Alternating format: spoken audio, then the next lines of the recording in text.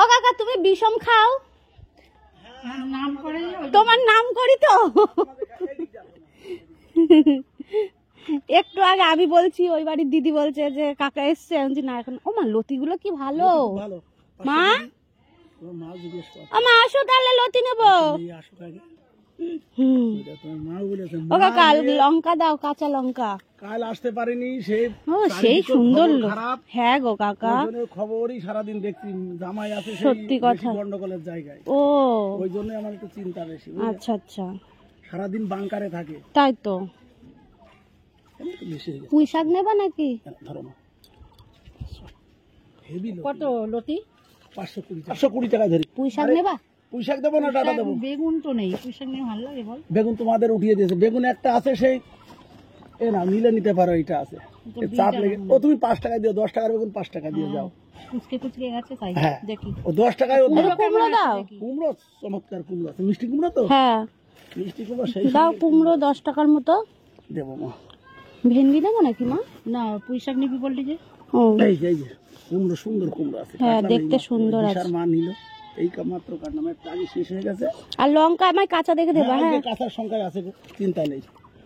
শশা আছে নাকি কাকা? শশা তোমার ছেলের মনে হয় হবে। দাদুর শশা আছে বুঝলে, শশা দাদুর শশা আছে। হ্যাঁ দেখো আজকে অনেক বেলা করেছে কাকা।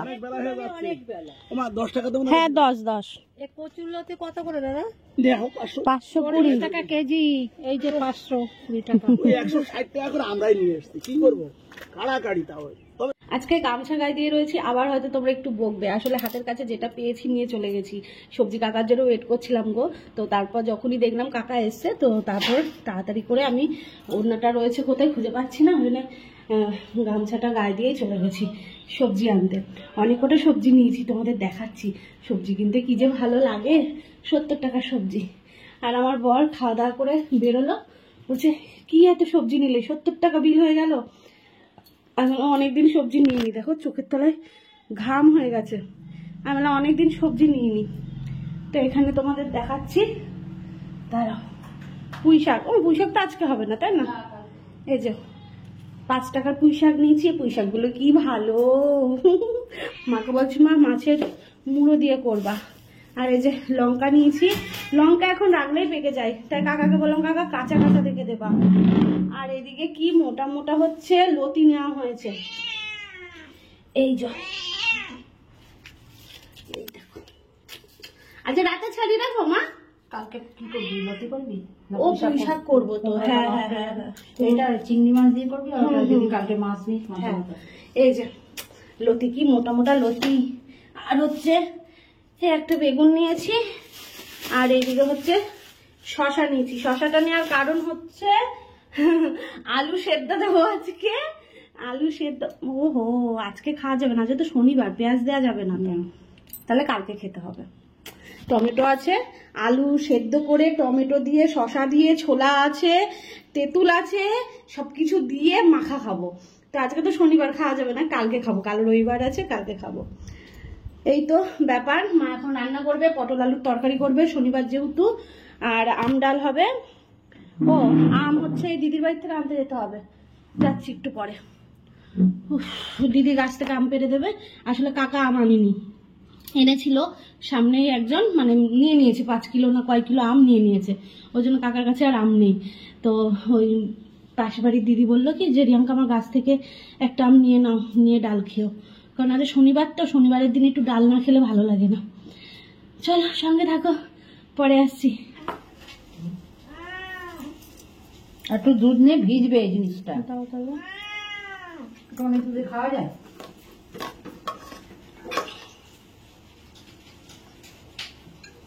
নিজে তো সুজি খেলি। হ্যাঁ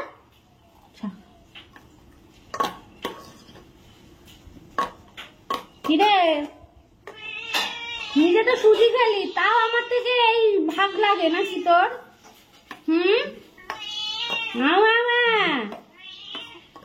খালি ঝগড়া করবে আমার সাথে। হ্যাঁ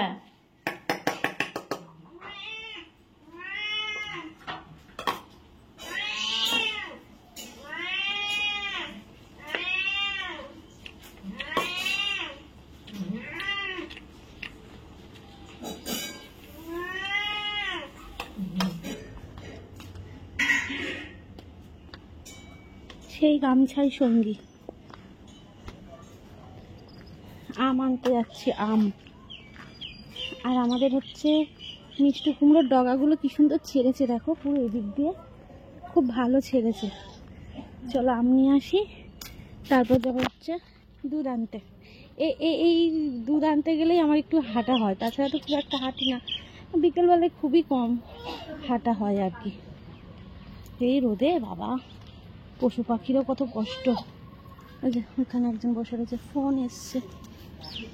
চলো পরে কথা বলছি তোমাদের সাথে। এই যে আম নিয়ে নিলাম, চলো। এই আমটা বেশ ভালো টক, আজকে ডালটা বেশ ভালো টক হবে। এই কটা দিন হচ্ছে ওই খাচ্ছিলাম, কি বলে, হিমসাগর আম। হিমসাগর আমে টক হচ্ছিল না। হ্যাঁ, এটা হচ্ছে দিদির বাড়ির গাছের আম। ওই যে গাছটা দেখতে পাচ্ছ, ওই গাছের আম এটা। চলো, মা তো ওইদিকে রান্না বসিয়ে দিয়েছে, আর কুমড়োটাকে আমি এই বক্স জানলাতে রোদে দিয়ে দিলাম। একটু রোদ পড়লে না কুমড়ো ভালো থাকে। আর অবশ্যই দিলাম হচ্ছে আচারের বয়ম। আচার যত রোদে দেওয়া হবে ততই যেন আচারের টেস্ট হয়। আর এদিকে দেখো জলের বোতলের ব্যাগটাও গুছিয়ে রেখে দিয়েছি, আমার বর কাছ থেকে এসে জল নিয়ে আসবে। এত গরমে প্রতিদিনই প্রায় ওকে জল আনতে যেতে হচ্ছে, কিছু করার নেই, কারণ জল ছাড়া তো থাকা সম্ভব নয়। তাই প্রতিদিনই জল আনতে হচ্ছে এই রোদের মধ্যে, মানে কাজ থেকে আসে আর ব্যাগ গুছিয়ে রাখলে ও জল আনতে চলে যায়। তো এত রোদ বাইরে, এদিকের দরজাটা দিয়ে অনেকটা রোদের তাপ আসছে, তো ওই জন্যে দরজাটা এদিকে দিয়ে দিলাম। আর ওদিকের মায়ের কিন্তু রান্নাবান্না সব কমপ্লিট। তো আজকে কী রান্নাবান্না হয়েছে তোমাদের সাথে পরে নয় শেয়ার করব। তো এদিকে দেখো রান্না কমপ্লিট করে রেখে মা পুরো গ্যাসের জায়গা ক্লিন করে দিয়েছে। আর এদিকে মায়ের স্নানও হয়ে গেছে, আমি তারপর স্নান করলাম। অ্যাকচুয়ালি আমি আগে স্নান করি, কিন্তু আমার না মানে কি বলবো, সকালের পর থেকে, মানে সকালবেলা খাওয়া দাওয়া করার পর থেকে একটু মনটা খারাপ। সেটার কারণ হচ্ছে আমার বেবি খুব ভালো মুভমেন্ট করে, আমি বসে থাকলেও বলো, আমার খুব ভালো মুভমেন্ট করে। কিন্তু আজকে কি বলবো, আমাকে কখনো কাউন্ট করতে হয় না মুভমেন্টটা দেখার জন্য। হ্যাঁ, কিন্তু আজকে কি হয়েছে, আজকে আমি সকালবেলায় মুভমেন্ট করেছি, কিন্তু সকালের খাবার খাওয়ার পর থেকে না আমি মুভমেন্টটা বুঝতেই পারছিলাম না। হঠাৎ করেই এটা হয়, আমি জানি মাঝের মধ্যে, কারণ যেহেতু এটা শেষের দিকে চলে এসছে, তো এই ব্যাপারটা হবেই স্বাভাবিক। কিন্তু আমার যে তুলনায় মুভমেন্টটা হয় তার থেকে যদি একটু কম হয় সেটা তো স্বাভাবিক, একটা চিন্তার বিষয়। অবশ্যই 10 বার কাউন্ট করেছি, সেটা 10 বার সকালেই হয়ে গেছে। মানে আমার না, যখন ধরো আমি বসে বেবি মুভমেন্টটা বুঝছি তখনই 10 বার হয়ে যায়। সারাদিনে আমার 10 বার কাউন্ট করতে লাগে না। কিন্তু আজকে কি হয়েছে, সকালবেলায় তো ঠিকঠাক ছিল, কিন্তু বেলার দিকে মুভমেন্টটা অনেকটাই কম বুঝতে পারছিলাম, মানে বুঝতেই পারছিলাম না বলতে পার।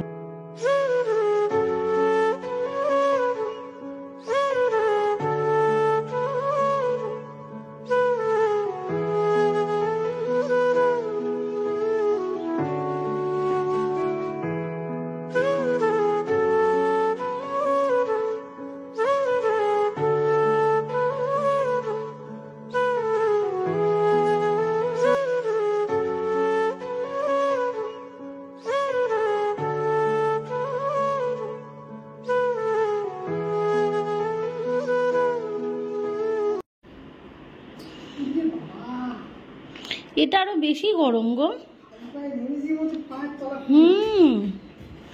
কেন গরম হয় এটা? কিন্তু এই যে এটাই বেশি গরম না, দেখো এই যে দেখো এটা বন্ধ রয়েছে, ছিল যে এটা খোলা থাকতে এটাও গরম হতো। বিশাল না, এটা পুরো বিকেল বেলা পর্যন্ত গরম থাকে।